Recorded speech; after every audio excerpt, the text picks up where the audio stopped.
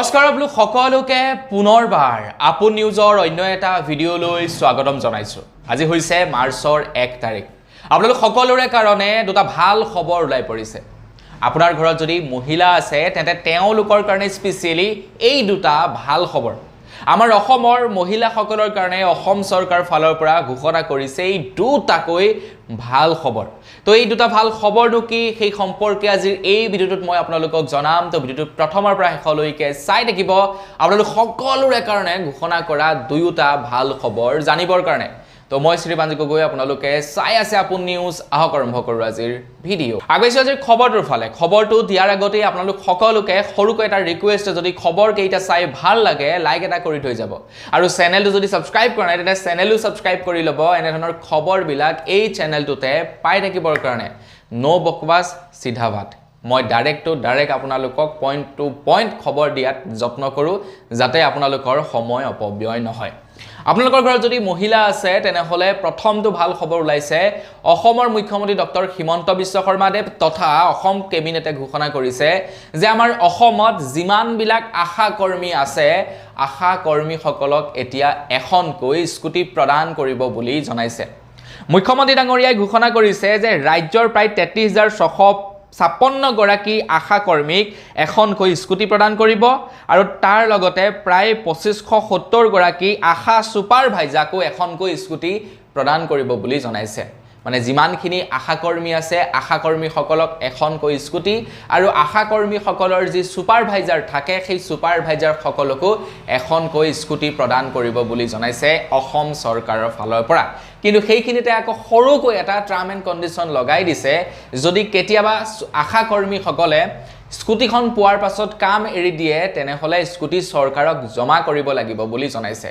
বহুতো এনেকুৱা আশা কৰ্মী দেখিছোঁ যিবিলাকে নেকি ৰিচেণ্টলি কাম এৰি দিছে, কাৰণ আশা কৰ্মীসকলক দৰমহা বৰ বিশেষ নিদিয়ে, তেওঁলোকৰ দৰমহাবিলাকো ৰেগুলাৰ নহয়, কিন্তু চৰকাৰে বেক টু বেক আশা কৰ্মীসকলক গিফ্ট দি দিছে।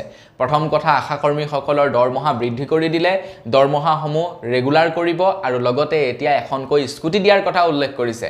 গতিকে যিসকলে নেকি চৰকাৰৰ পৰা দৰমহা নাপাওঁ বুলি আশা কৰ্মীৰ জব এৰি দিছিলে তেওঁলোকে চাগে এতিয়া মূৰে কপালে হাত দি বহি আছে।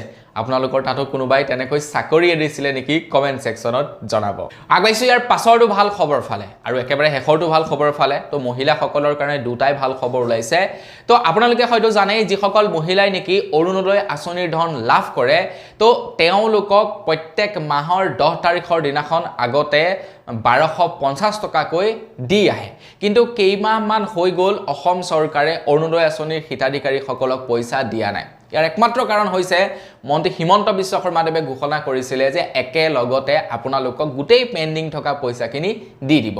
ফেব্ৰুৱাৰী মাহত দিব বুলি কৈছিলে, ফেব্ৰুৱাৰী মাহত নিদিলে। তাৰ পাছত ঘোষণা কৰিলে যে মাৰ্চ মাহত দিয়া হ'ব মহিলাসকলক 9,000 টকাকৈ, একেলগতে অৰুণোদয় আঁচনিৰ 9,000 টকাকৈ দিব বুলি মন্ত্ৰী হিমন্ত বিশ্ব শৰ্মাদেৱে ঘোষণা কৰিলে।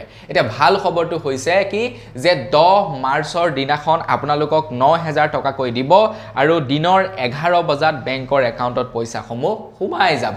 গতিকে আপোনালোকৰো ঘৰৰ কোনোবাই যদি অৰুণোদয় আঁচনিৰ পইচা লাভ কৰে তেওঁলোকে 10 মাৰ্চ তাৰিখৰ দিনাখন 11 বজাত বেংকৰ একাউণ্ট চেক কৰিব, বেংকত 9,000 টকাকৈ সোমাই থাকিব।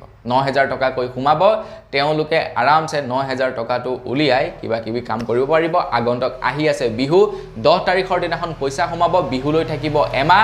তো বিহুত তেওঁলোকে বজাৰ সমাৰ কৰিব পাৰিব। আজি অকণমান বেকগ্ৰাউণ্ড নইজ আহি আছে, এটা ট্ৰেক্টৰ চলি আছে, মাটি কাটি আছে, তো তাৰ কাৰণে ক্ষমা কৰিব। কিন্তু মহিলাসকলৰ কাৰণে ওলোৱা এই দুটা ভাল খবৰৰ বিষয়ে জানি আপোনালোকৰ কেনেকুৱা লাগিলে সেই সম্পৰ্কে কিন্তু কমেণ্ট ছেকশ্যনত জনাই থৈ যাব। তো বন্ধু বান্ধৱীসকল, বছ আজিৰ ভিডিঅ'ত জনাবলগীয়া খবৰ ইমানটোৱে আছিলে। খবৰটো জানি কেনে পালে কমেণ্ট ছেকশ্যনত জনাব। যদি ভাল লাগিলে লাইক এটা কৰিব, চেনেলটো ছাবস্ক্ৰাইব কৰা নাই ছাবস্ক্ৰাইবটো কৰি ল'ব। পুনৰ এটা ভিডিঅ' লগ পোৱাৰ খালি বিদায় মাগিছোঁ। ধন্যবাদ। জয় অসম।